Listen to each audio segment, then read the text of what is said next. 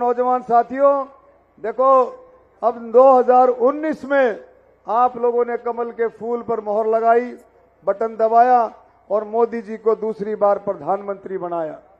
इन 5 सालों में प्रधानमंत्री मोदी जी ने जितना काम किया, जितने ऐतिहासिक फैसले लिए, मेरा ख्याल में इतना काम कभी भी नहीं हो सकता था। आप देखिए धारा 370, 35A, 3 तलाक, करतारपुर कॉरिडोर और राम मंदिर। जब राम मंदिर की बात आती है तो भगवान श्री राम के साथ महर्षि वाल्मीकि जी भी जुड़ते हैं। भगवान श्री राम के साथ संत गुरु रविदास जी भी जुड़ते, संत शिरोमणि गुरु रविदास जी भी जुड़ते हैं और भगवान श्री राम के साथ कबीर साहब भी जुड़ते हैं। बड़े बड़े महापुरुष संत और देवी देवता भगवान श्री राम के साथ जुड़ते हैं। कितना बड़ा काम इसका रास्ते खोला प्रधानमंत्री मोदी जी के नेतृत्व में। और एक और बड़ा काम, महिला आरक्षण 33% का विधानसभा और लोकसभा में महिला आरक्षण का काम मोदी जी ने करा। और इससे पहले 50% आरक्षण पंचायती राज में, ये काम हमारे मुख्यमंत्री मनोहर लाल खट्टर जी ने, और इसकी अब देख रेख हमारे नायब सैनी जी कर रहे हैं, ये काम किया। आप देखिए 2014 से पहले जिस तरह की सरकारें थी, घोटाला और भाई भ्रष्टाचार की सरकार थी। अब 2014 से पहले कोई भी बात देख लें, अब फसलों के भाव में देख लें, 2014 में बाजरे का क्या भाव था, गेहूं का क्या भाव था, जीरी का क्या भाव था, सरसों का क्या भाव था और फसलों के क्या भाव थे।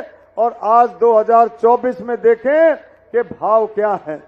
कई फसलों के जो 3-3 गुना से भी ज्यादा भाव बढ़ाए हैं। ये नरेंद्र मोदी जी जो कहते थे कि मैं किसान की आमदन दुगनी कर दूंगा, और भाई दुगनी नहीं, दुगनी से भी ज्यादा किसानों की आमदन आज दुगनी से भी ज्यादा हुई है।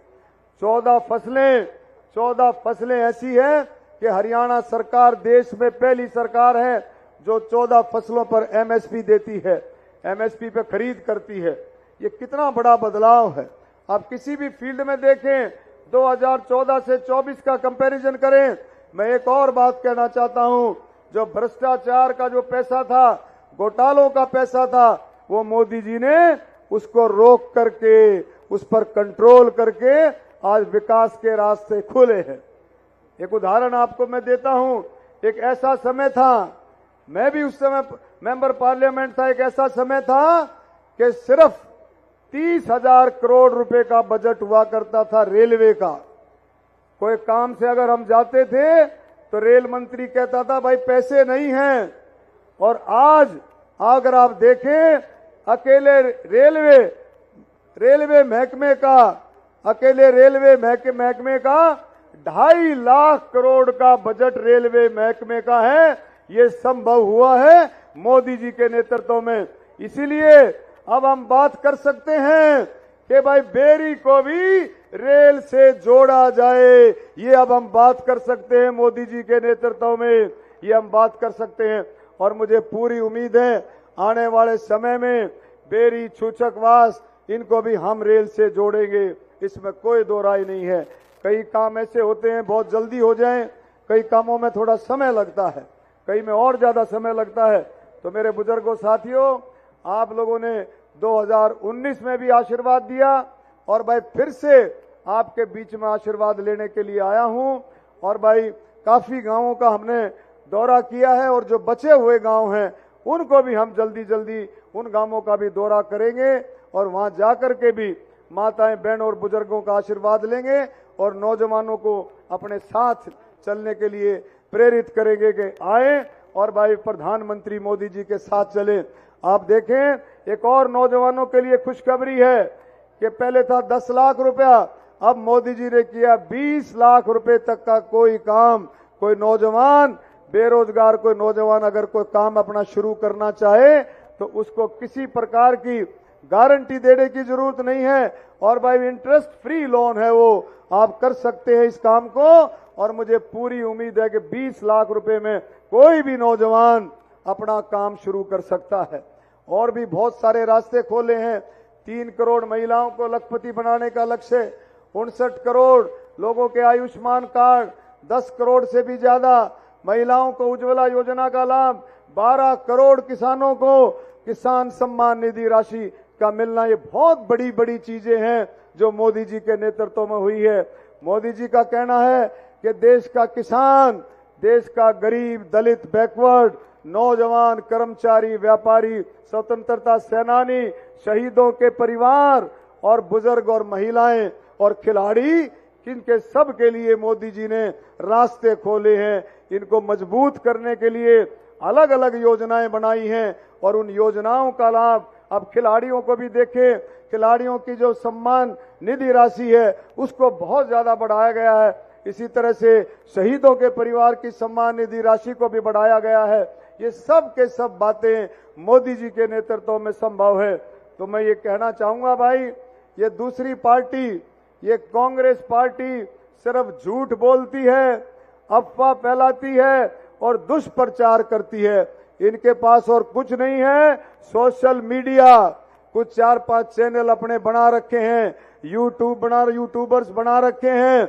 उनके जरिए से दुष्प्रचार, झूठ, अफवाहें फैला करके ये लोगों को ठगना चाहते हैं। 14 से पहले भी इन्होंने लोगों के साथ ठगी मारी, अब जनता की पकड़ाई में आ गए हैं।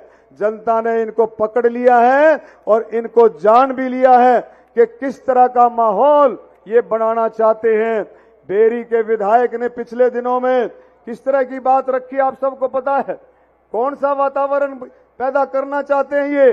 भय का वातावरण पैदा करना चाहते हैं ये, कि लोगों में भय का वातावरण पैदा हो और हम इलेक्शन जीत जाए। शायद उनको नहीं पता है कि मोदी जी का राज है, हरियाणा में नायब सैनी का राज है। कोई भय वाली बात चलेगी नहीं। अगर किसी ने ये बात करने की कोशिश की तो भाई उसको रगड़ करके रख दिया जाएगा। कोई ऐसी बात चलने वाली, बेरी मेरी इधर उधर कोई बात चलने वाली नहीं है।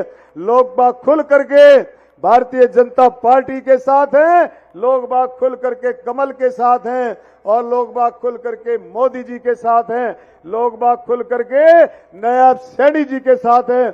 हमारा ऐसा मुख्यमंत्री जो 24 घंटे आप लोगों के लिए अवेलेबल है। और भाई मैं कार्यकर्ताओं से, साथियों से कहना चाहता हूं, मैं भी कार्यकर्ता हूं कि भाई अब की बार प्रशासन और इलेक्शन कमीशन पूरी तरह सख्त है। आप बिल्कुल चिंता ना करें, ठोक करके आप अपने मत के अधिकारों का और चुनाव में ठोक करके काम करें। किसी को किसी से डरने की जरूरत नहीं है। हमारे मोदी जी बैठे हैं, सैनी साहब बैठे हैं और इलेक्शन कमीशन। मैं फिर से सभी का, मैं इस मौके पर, महिलाएं ये बैठ जाए भाई, उधर देखना, बैठाना भाई इनको। अभी सैनी साहब बोलेंगे, थोड़ा 10 मिनट और बैठो। मैं सभी का इस मौके पर तहे दिल से धन्यवाद करता हूं और आप लोगों से यही मेरा विश्वास है, यही